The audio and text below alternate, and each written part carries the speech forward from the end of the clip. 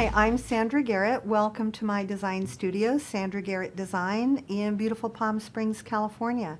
Today I'd like to share some tips and easy how-to suggestions. So, a bride needs a veil, and if we're talking vintage and retro and on a budget, I found at my local thrift store, a great piece of organza with this wonderful little bubble pom-pom edge, almost kind of fun and modern and courage in a way if you want to do something mod.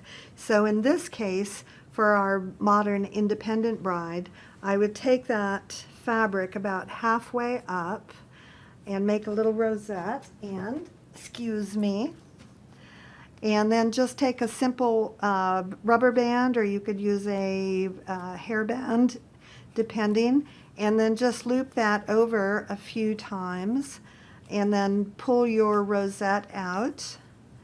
And there you have a very simple, in less than 5 minutes, indie vintage veil.